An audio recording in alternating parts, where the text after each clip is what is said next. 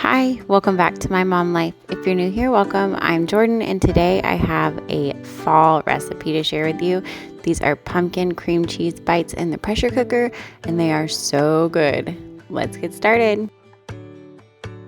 Here are all of the ingredients that you're going to need to make these. You will need half a cup of canned pumpkin, 2 tablespoons of milk or cream, and 1 teaspoon of vanilla extract, a 1/4 cup of brown sugar, 1 egg, 2 tablespoons of honey, 1.5 tablespoons of butter melted, and then you will need half a teaspoon of baking powder, a 1/4 teaspoon of baking soda, a 1/4 teaspoon of salt, and 1 teaspoon of cinnamon, and then 3/4 cup of all-purpose flour. For the cream cheese filling, you will need half a block of cream cheese or 4 ounces, 2 tablespoons of sugar, and a 1/4 teaspoon of vanilla extract. To get started, you are going to mix your cream cheese, sugar, and vanilla, and mine is very soft. I actually warmed up the cream cheese for like 10 seconds. I let it sit out and get soft, and then I warmed it up in the microwave for like 10 seconds just so that it was super easy to mix. And yeah, you're gonna mix it until it is nice and smooth, and then we will set that aside and work on the pumpkin batter.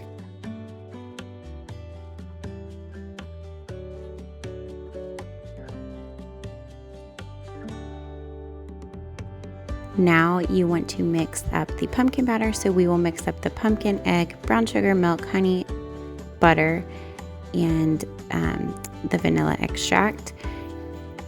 You're going to mix that up until it's nice and smooth, and then we will add in our baking powder, baking soda, cinnamon, salt, and flour.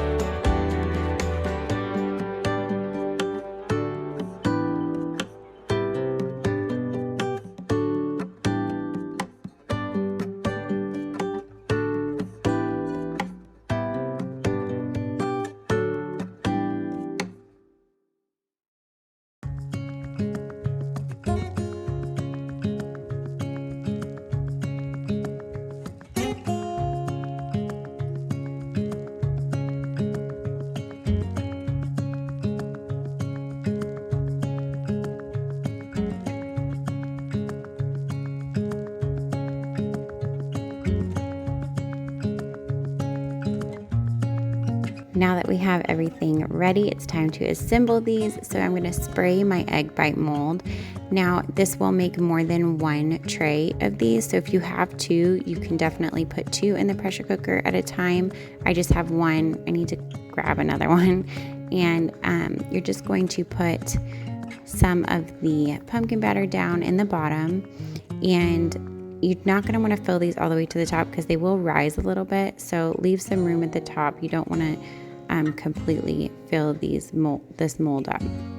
So I'm going to scoop a little bit of the pumpkin batter, and then I took the mold and I beat it on the counter for a second just to kind of flatten that down so that when I added the cream cheese mixture, it was nice and level in there.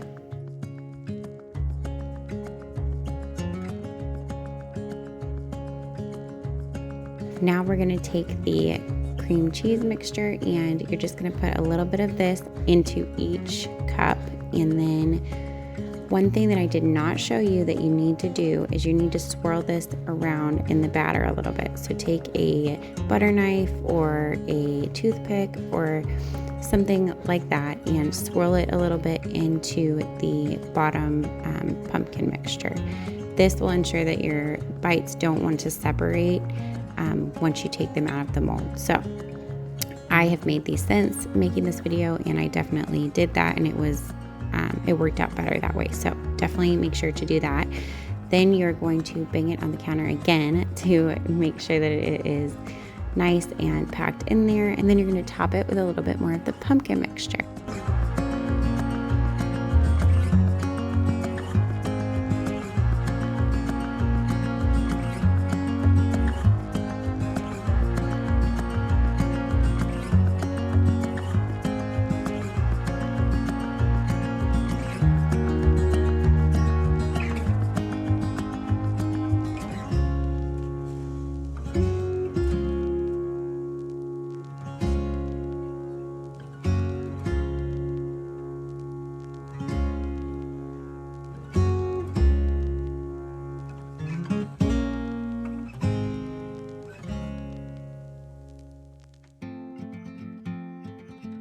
Once I had the batter and everything in the mold ready to go, I took a butter knife and I just kind of spread out the top layer just to cover up the cream cheese mixture to make sure that it was sealed up in there really well.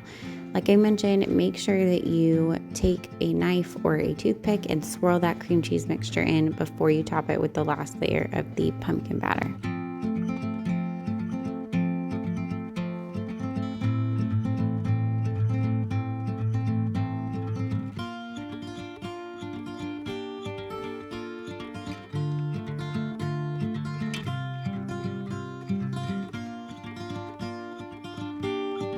Now that it's ready to go, I topped it with the silicone lid. If you don't have one of these, if you lost it or if it didn't come with your mold, just cover it with foil, and then we will pop it in the pressure cooker. You're going to put 1 cup of water down in the bottom of your pressure cooker, put the rack in, and then set your egg bite mold on the rack. Make sure that you set your valve to seal, and you're going to cook it on high pressure for 10 minutes, and then you're going to let it naturally release pressure for 10 minutes. Once it is done at naturally releasing pressure, you can release the rest of the pressure if there's anything left, and then you're good to go. You can open it up and let it cool off a little bit in there because it's super hot, and then you can take it out. This is what they look like. Now, it is super important that you let these chill before you take them out of the mold. And then once they are ready, you can pop them out, and here they are. They look so delicious. They taste so delicious. I topped mine with a little bit of whipped cream and sprinkled them with some cinnamon, and yeah, it was a wonderful dessert. My family loved them, and it's just getting us ready for fall. I hope that you enjoyed this, and I really hope that you try this recipe. If you do like this video, please give it a thumbs up. It really helps out my channel, and if you're new here, I would love for you to subscribe and stick around, and I'll see you in my next one. Bye guys.